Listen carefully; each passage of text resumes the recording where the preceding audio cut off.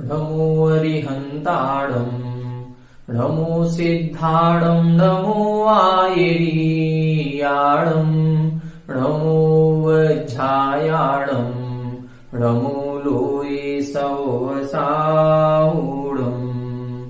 तज्जयति परम् ज्योतिः समम् समस्तैरनन्तपरयायैः दर्पणतलेव सकला प्रतिफलति पदार्थमालिका यत्र। 1800 मूलनायक आदिनाथ भगवान की जय। द्वास्थान जिनवाणी माता की जय। आचार्य श्रेष्ठ आचार्य गुरुवर श्री 108 अमृत चंद्र स्वामी महाराज की जय। आचार्य श्रेष्ठ आचार्य गुरुवर श्री 108 विद्यासागर जी महाराज की जय। जगत पूज्य निर्यापक श्रवण मुनि पुंगव श्री 108 सुधा सागर जी महाराज की जय। समस्त मुनि संघ की जय। आलोक मोदी स्वाध्याय सुधा यूट्यूब चैनल पर आप सभी दर्शकों का हार्दिक स्वागत, हार्दिक अभिनंदन। आचार्य अमृत चंद्र स्वामी जी द्वारा विरचित पुरुषार्थ सिद्धि ग्रंथ के स्वाध्याय की श्रृंखला में आज हम आगे के 2 श्लोकों का अध्ययन करेंगे। पिछली कक्षा में हमने 2 श्लोकों का अध्ययन किया था, जिसमें पूज्य आचार्य गुरुवर ये बता रहे थे कि जो हमारे भाव कर्म होते हैं, राग द्वेष आदि कर्म होते हैं, उनसे द्रव्य कर्म बंधते हैं। जीव कृत ही परिणाम ही, जीवों के द्वारा जो किए हुए राग द्वेष आदि परिणाम हैं, ये ही द्रव्य कर्म के बंधने में निमित्त होते हैं। और फिर अगले श्लोक में बताया था कि ये जो द्रव्य कर्म हमारा बंध जाता है, ज्ञानावरण आदि कर्म, ये कर्म जब उदय में आता है तो उस उदय में पुनः हमारे राग द्वेष परिणाम होते हैं। और फिर जब राग द्वेष होंगे तो पुनः कर्म का बंध होगा। तो ये संतति हमारी अनादि काल से चली आ रही है। अनादि संतत्या, अनादि काल से यह जीव इसी प्रकार से राग द्वेष करता है तो कर्म बंध करता है, और कर्मों का जब फल मिलता है तो पुनः उन कर्मों में राग द्वेष करने लगता है। जो बंध तत्व की भूल पंडित दौलत राम जी ने छेड़ाला में कही है, शुभ अशुभ बंध के फल मंझार, रति अरति करे निज पद विसार। हम यही भूल करके निज पद विसार, अपने आत्म स्वरूप को भूल करके शुभ बंध के फल में क्या करने लगते हैं, राग करने लगते हैं, और अशुभ बंध के फल में द्वेष करने लगते हैं। जब पुण्य का उदय आता है तो हर्ष करने लगते हैं, जब पाप कर्म का उदय आता है तो विषाद करने लगते हैं। बस ये जो हर्ष विषाद हुआ, ये जो राग द्वेष हुआ, इसी राग द्वेष से हमारे आगामी पुनः कर्म बंध जाते हैं और हम इसी संसार में घूमते रहते हैं। तो अब हम क्या करें? हमें करना यह है कि जब भी पुण्य कर्म का उदय आएगा तो हमें हर्ष नहीं करना है, राग नहीं करना है, और जब पाप कर्म का उदय आएगा तो हमें द्वेष नहीं करना है। पुण्य पाप फल माही हरख विलखो मत भाई। बस संसार से छूटने का केवल एक ही तरीका है, इसके अलावा कोई दूसरा उपाय नहीं है। केवल एक ही उपाय है, पुरुषार्थ सिद्धि उपाय, पुरुष अर्थ सिद्धि। हमें अपने आत्म स्वरूप की सिद्धि करनी है, प्राप्ति करनी है, तो एक ही उपाय इसका है। क्या उपाय है? कि हम पुण्य के फल में राग ना करें, पाप के फल में द्वेष ना करें, इन राग द्वेषों को छोड़ें। भाव कर्म से द्रव्य कर्म हो रहे हैं, द्रव्य कर्म से भाव कर्म हो रहे हैं। अब आगे और क्या बता रहे हैं? अब ये बता रहे हैं कि जो अज्ञानी जीव होता है, मिथ्या दृष्टि जीव होता है, वो इस आत्मा को इसी राग द्वेष रूप से स्वीकार करता है, और जो सम्यक ज्ञानी होता है, सम्यक दृष्टि होता है, वो ये जान जाता है। अब जैसे इन 2 श्लोकों को देख करके हम सब ये जान चुके हैं, जो पुराने 2 श्लोक हमने पढ़े, कि राग द्वेष करना आत्मा का स्वभाव नहीं है, और इन्हीं राग द्वेष के करने से ये कर्मों का बंध हमको हो रहा है। और हमने इन राग द्वेष को अपनी आत्मा का मान लिया। जो आश्रव तत्व की भूल लिखी, उसमें क्या लिखा? रागादि प्रगति ये दुख देन, तिन्ही को सेवत गिनत चैन। ये राग द्वेष आदि प्रत्यक्ष में दुख देने वाले दिख रहे हैं, फिर भी हम क्या कर रहे हैं? इन राग द्वेष को ही अपना मान रहे हैं। हमने इस राग द्वेष करने वाली आत्मा को ही अपना स्वरूप मान रखा है। ये भूल हमारी हो रही है। तो जब तक ये भूल रहेगी तब तक संसार रहेगा। क्यों? तब तक हम राग द्वेष करने में ही सुख मानने लगे हैं। जब तक हम राग द्वेष में सुख मानेंगे, हमारा कर्मों का आश्रव होता रहेगा, और जब कर्मों का आश्रव होगा तो हमारा संसार कभी भी नष्ट नहीं होगा। इसी तरह के भाव इस श्लोक में बता रहे हैं। आइए पहले उच्चारण करें, फिर इसका अर्थ समझें। एवमयं कर्म कृतै रसमाहितोऽपि युक्त इव प्रतिभाति बालिशानां प्रतिभासः सा खलु भवबीजम्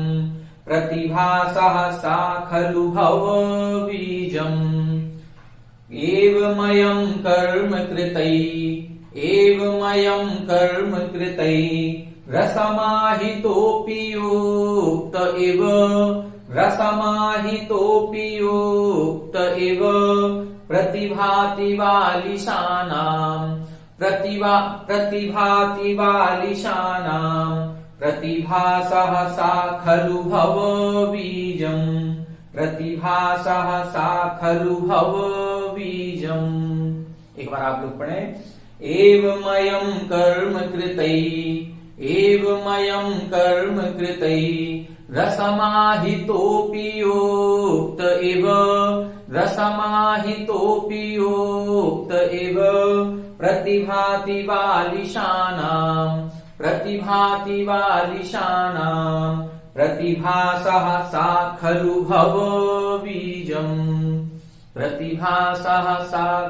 भवबीजम्। देखें यहां अर्थ देखें।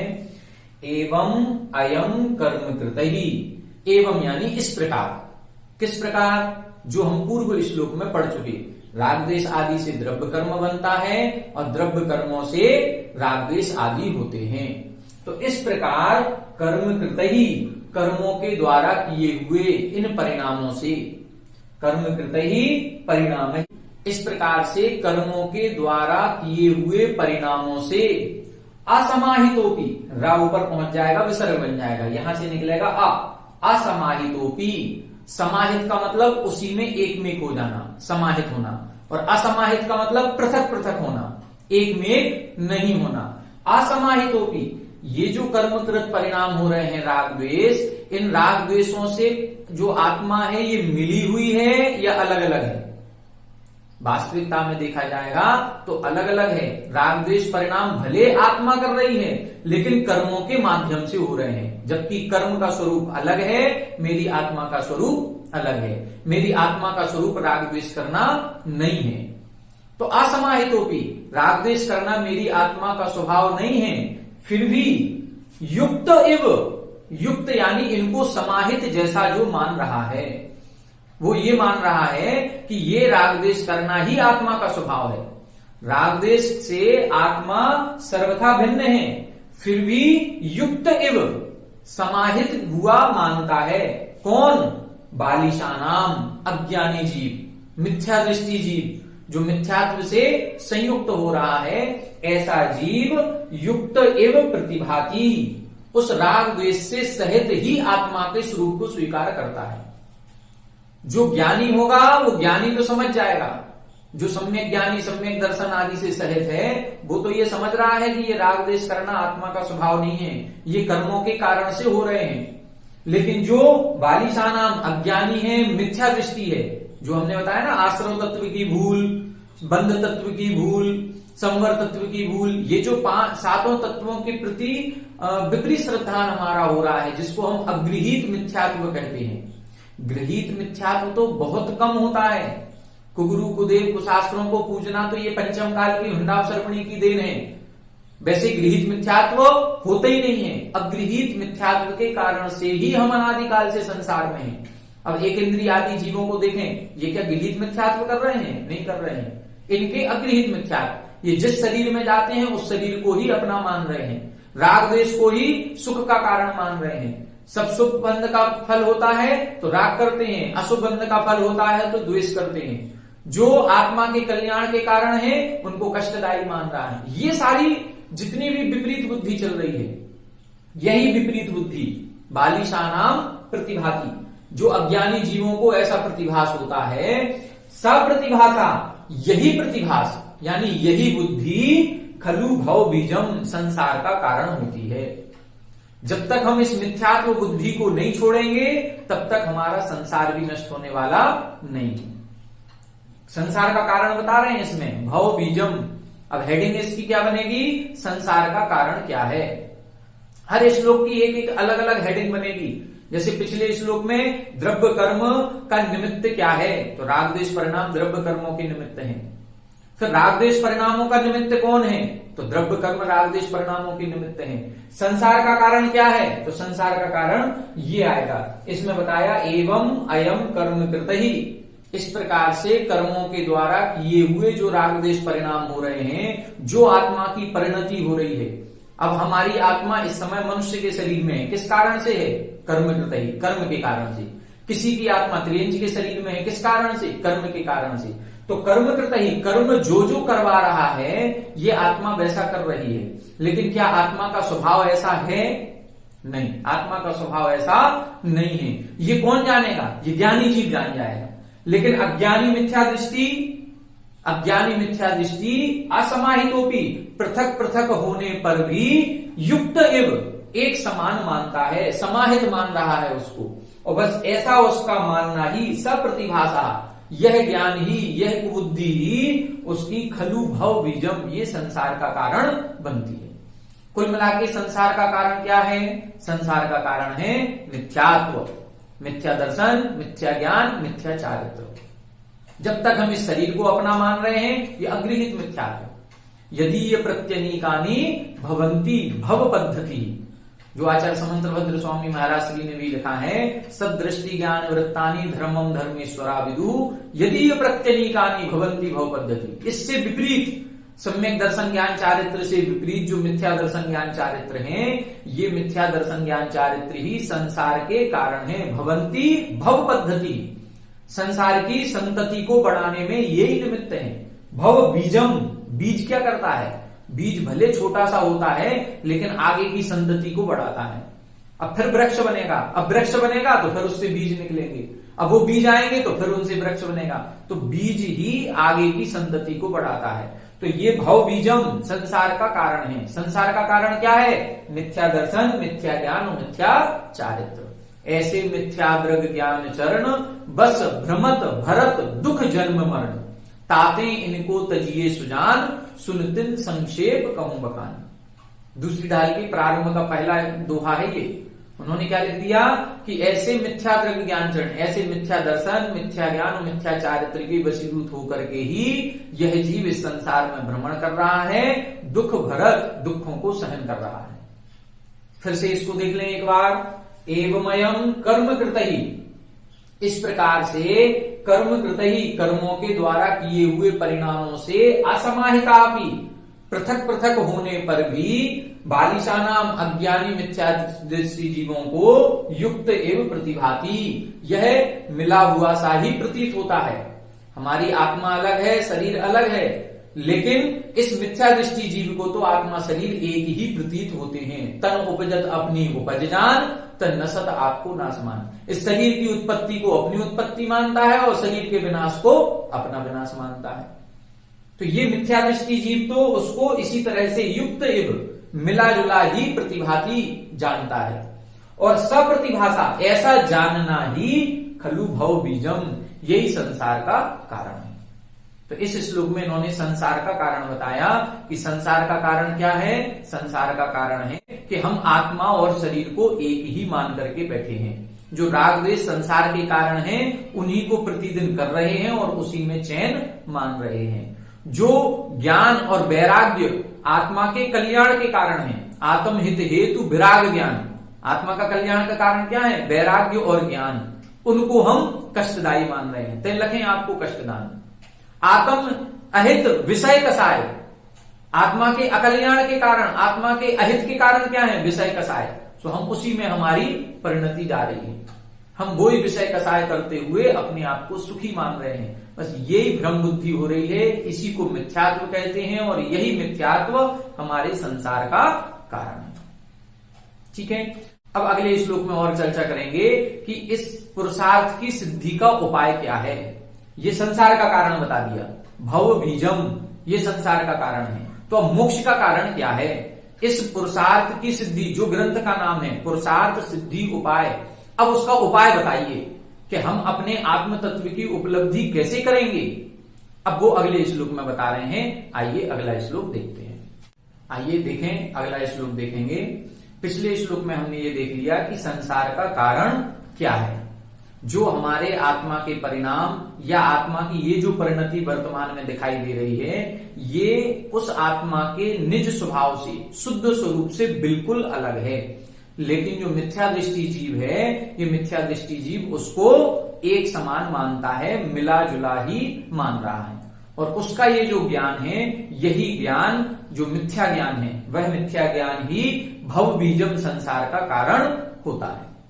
अब अगले श्लोक में देखते हैं, अगले श्लोक में क्या बता रहे हैं। पहले उच्चारण करें। विपरीता विनिवेशम, विपरीता विनिवेशम, निरस्य सम्यक व्यवस्य निज तत्वम, निरस्य सम्यक व्यवस्य निज तत्वम, यत्तस्मादविचलनम, यत्तस्मादविचलनम, यत् अलग करेंगे, तस्मा अलग करेंगे, दविचलनम, यत्तस्मादविचलनम, सएव पुरुषार्थ सिद्ध्युपायोऽयम्, सएव पुरुषार्थ सिद्ध्युपायोऽयम्, विपरीता विनिवेशम, विपरीता विनिवेशम, निरस्य सम्यक व्यवस्य निज तत्वम, निरस्य सम्यक व्यवस्य निज तत्वम, यत्तस्मादविचलनम, यत्तस्मादविचलनम, सएव पुरुषार्थ सिद्ध्युपायोऽयम्, सएव पुरुषार्थ सिद्ध्युपायोऽयम्। एक बार आप लोग पढ़ें। विपरीता विनिवेशम, निरस्य सम्यक व्यवस्य निज तत्वम, निरस्य सम्यक व्यवस्य निज तत्वम, यत्तस्मादविचलनम, यत्तस्मादविचलनम, सएव पुरुषार्थ सिद्ध्युपायोऽयम्, सएव पुरुषार्थ सिद्ध्युपायोऽयम्।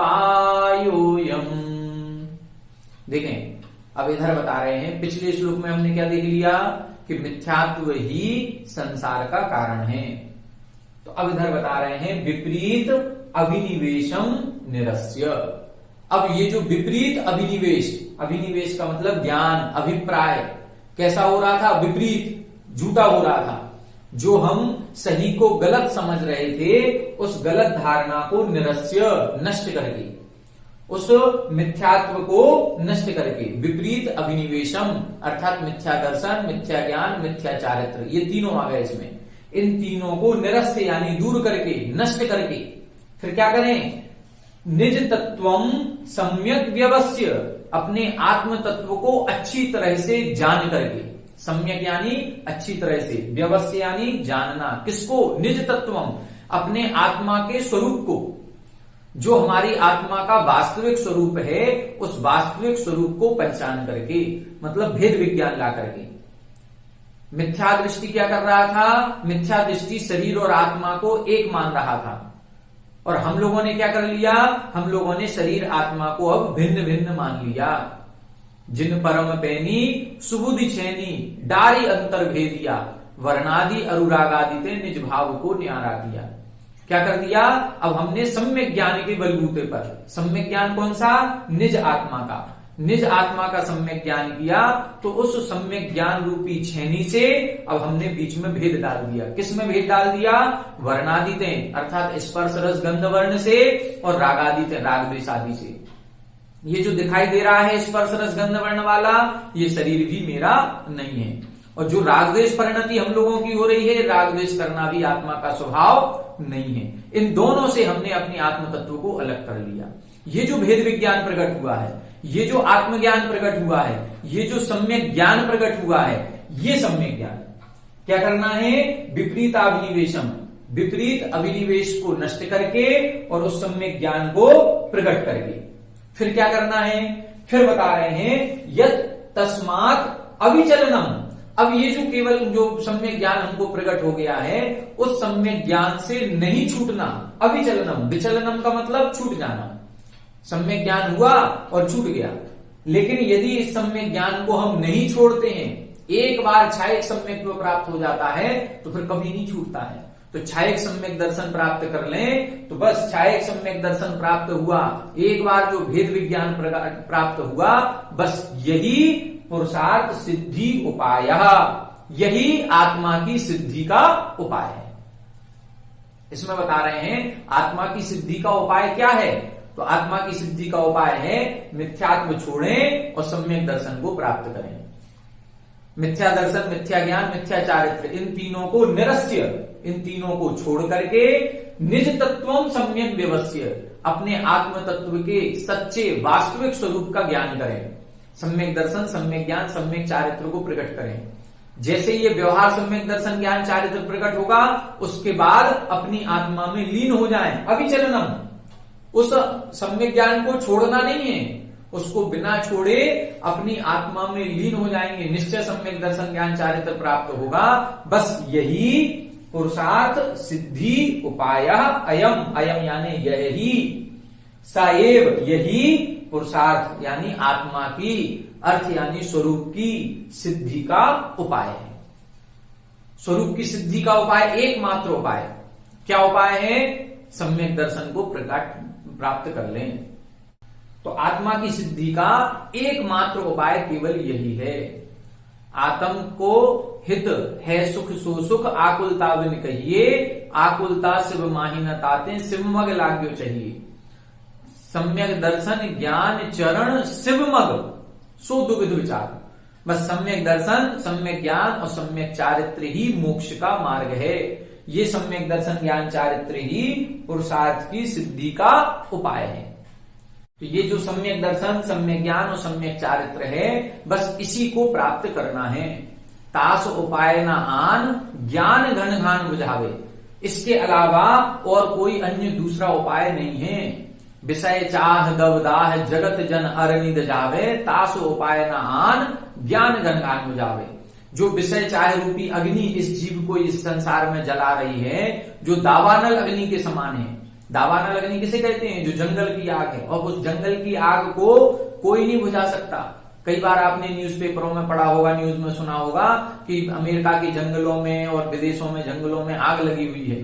अब वो आग में सैकड़ों प्राणी जल जाएंगे, वो आग ऐसे नहीं बुझती है। ऑस्ट्रेलिया के जंगलों में अभी आग लगी थी।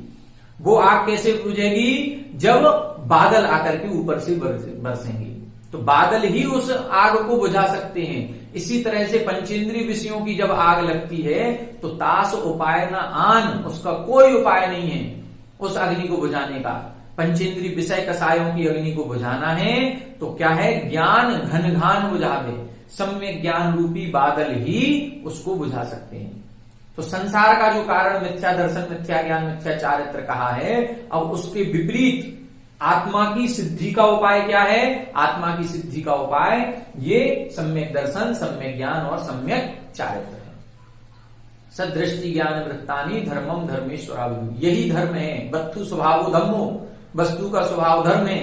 अब उस धर्म को कैसे प्राप्त करें? सम्यक दर्शन, सम्यक ज्ञान और सम्यक चारित्र के द्वारा ही प्राप्त किया जा सकता है। तो दो श्लोक आज की कक्षा में हमने देखे।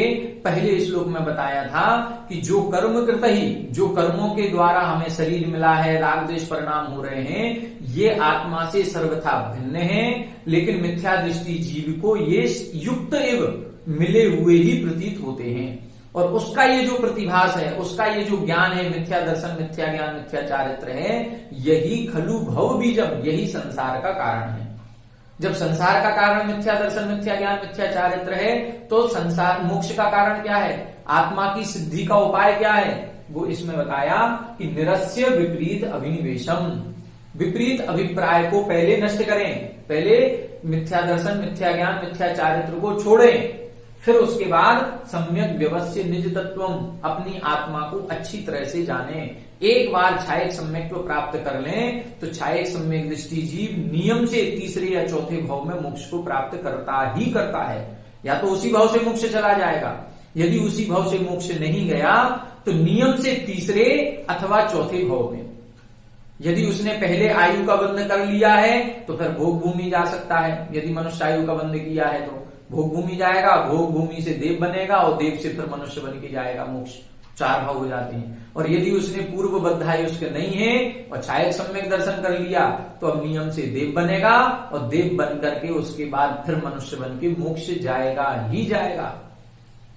तो यहां क्या कह दिया कि एक बार बस आत्मस्वरूप को प्राप्त कर लें। वो आत्मस्वरूप एक बार प्राप्त हो गया, वो एक बार ज्ञान प्राप्त हो गया, फिर तस्मात् अविचलनम, उससे च्युत नहीं होना। उस आत्म स्वभाव को जो हमने प्राप्त किया है, जो भेद विज्ञान को प्राप्त किया है, बस अब उसको हम छोड़ेंगे नहीं। तो छायक सम्यक दर्शन ही एक ऐसा सम्यक दर्शन है जो कभी नहीं छूटता है। छायोपसमिक सम्यक दर्शन छूट जाएगा। छायोपसमिक सम्यक दर्शन अधिकतम काल 66 सागर का है और औपसमिक का तो काल कितना, मात्र अंतर मुहूर्त है। तो ये दो सम्यक दर्शन छूट सकते हैं, लेकिन एक बार छायक सम्यक दर्शन हो गया तो फिर नहीं छूटता। ज्ञान आपको रूप भये फिर अचल रहा है, फिर अचल हो जाता है और बस अचल हो जाएगा तो बस यही पुरुषार्थ की सिद्धि का उपाय है। आज की कक्षा में 2 श्लोक हमने समझ लिए, दोनों का अर्थ समझ लिया। एक में संसार का कारण बताया है और एक में इस ग्रंथ की सार्थकता, अर्थात जो इसका नाम है पुरुषार्थ सिद्धि उपाय, तो उस आत्मा के स्वभाव की सिद्धि का उपाय इस श्लोक में बताया है। आगे की कक्षा में आगे के 2 श्लोकों को हम समझेंगे। तब तक आप हमारे साथ बने रहिएगा। सभी को जय जिनेन्द्र।